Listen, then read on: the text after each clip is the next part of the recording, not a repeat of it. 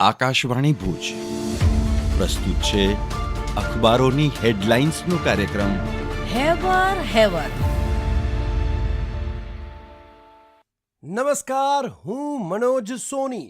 કચ્છ મિત્રના છેલ્લા પાને દેવેન્દ્ર વ્યાસનો સચિત્ર અહેવાલ છે કે મોદીના જહાજ નિર્માણના ઈશારાએ માંડવીના અરમાન જગાવ્યા.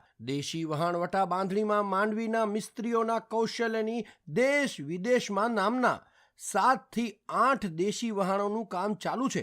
નવેસરથી સરકારના પ્રયાસોથી ઘણો ફાયદો થશે. સ્થાનિક વહાણવટીઓની માંડવી બારામાં ડ્રેજિંગની માંગ 12 વર્ષથી કાંપ જમા છે. અન્ય એક સમાચારમાં વેલ્સપનમાં કોટનના ગોદામમાં ભીષણ આગથી દોડધામ. સવારે લાગેલી આગ માંડ બપોર સુધી કાબૂમાં. 10 થી 12 અગ્નિશમન દળોએ કરી કામગીરી. મોડી રાત સુધી પાણીનો મારો જારી. આગ લગાવવાનું કારણ અકબંધ. કોઈ જાનહાનિ નહીં.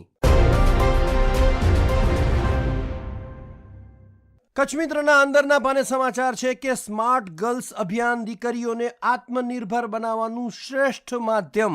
કચ્છમાં પ્રથમવાર ભારતીય જૈન સંગઠન લેડીઝ વિંગ અને કચ્છ મિત્ર આયોજિત સેમિનારનો કલેક્ટર આનંદ પટેલે પ્રારંભ કરાવ્યો. 10 સ્થળે કરાયેલા આયોજનમાં 150થી વધુ દીકરી જોડાઈ. સોશિયલ મીડિયાના વિવેકપૂર્ણ ઉપયોગની શીખ.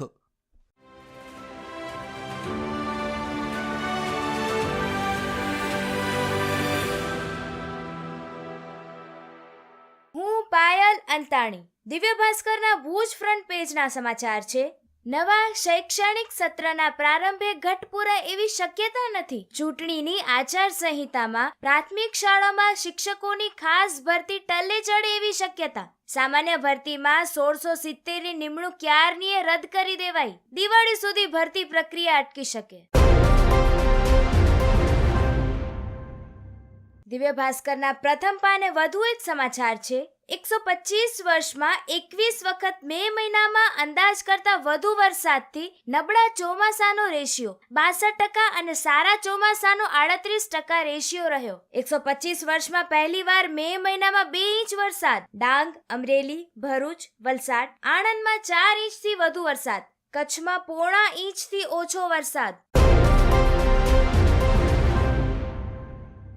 દિવ્ય ભાસ્કરમાં વધુ એક સમાચાર છે. ડીજીપી આઈજીપી કોન્ફરન્સમાં થયેલા સૂચનનો અમલ. સ્કૂલોના પ્રવાસમાં 2 પોલીસ જવાન તથા મહિલા કોન્સ્ટેબલ સાથે રહેશે.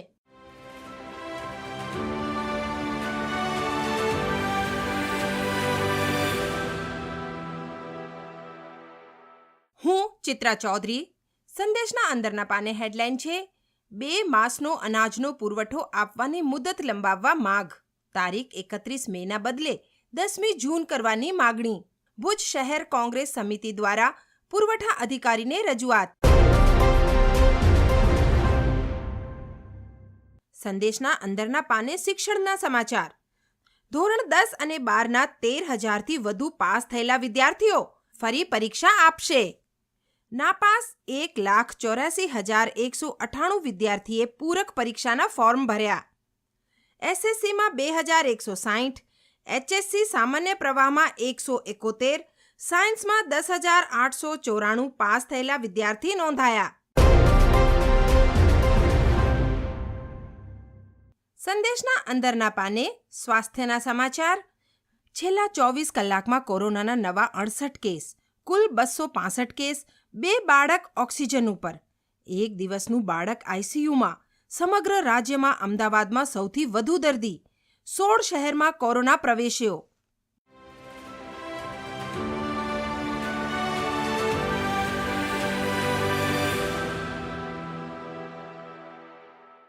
હું નિમિષા શાહ. ગુજરાત સમાચારના પ્રથમ પાને સમાચાર છે. 15 જૂને લેવાનારી નીટ પીજી એક જ પાળીમાં લેવા સુપ્રીમનો આદેશ. નીટ પીજી માટે 2,42,678 ઉમેદવારોની અરજી. કોઈ પણ 2 પ્રશ્નપત્રમાં મુશ્કેલી અને સરળતાનું સ્તર એક સરખું જાળવી રાખવું ખૂબ જ મુશ્કેલ હોય છે. સુપ્રીમ. ગુજરાત સમાચારના છેલ્લા પાને સમાચાર છે. કચ્છ અભયારણ્યમાં વન્ય પ્રાણીઓની તરસ છિપાવવા રકાબી જેવા જળકુંડ, ઉનાળામાં રણ વિસ્તારની શુષ્ક આબોહવામાં ખાસ વ્યવસ્થા, જ્યાં પાણીના કુદરતી સ્ત્રોત ઉપલબ્ધ નથી તેવી 15 જગ્યાએ પોઈન્ટ ઊભા કરીને પૂર્વ કચ્છ વિભાગે પાણીની વ્યવસ્થા કરી. ગુડખર, નીલગાય, શિયાળ, લોંકડી, જરખ, સસલા સહિતના વન્ય પ્રાણીઓ જળકુંડમાં તરસ છીપાવે છે. ગુજરાત સમાચારના અંદરના પાને સમાચાર છે. સિવિલમાં 1 વર્ષમાં કેન્સરના 17,000 કેસ, 43% તમાકુના વ્યસની. તમાકુનું સેવન એટલે કેન્સરને નિમંત્રણ. યુવાનો અને મહિલાઓમાં પણ હવે તમાકુ સંબંધિત કેન્સરના પ્રમાણમાં ચિંતાજનક રીતે સતત વધારો.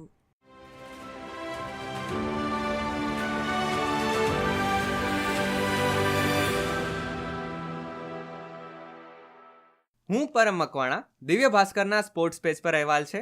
IPL એલિમિનેટર રોહિતે 50 બોલમાં 81 રન કર્યા. મુંબઈ ઇન્ડિયન્સે 5 વિકેટે 228નો સ્કોર કર્યો. ગુજરાતે લડત આપી, પરંતુ રોહિતને જીવનદાન ભારે પડ્યા. 229ના લક્ષ્યાંક સામે ગુજરાત 6 વિકેટે 208 પર અટક્યું. કાલે અમદાવાદમાં પંજાબ અને મુંબઈ વચ્ચે ક્વોલિફાયર 2 રમાશે.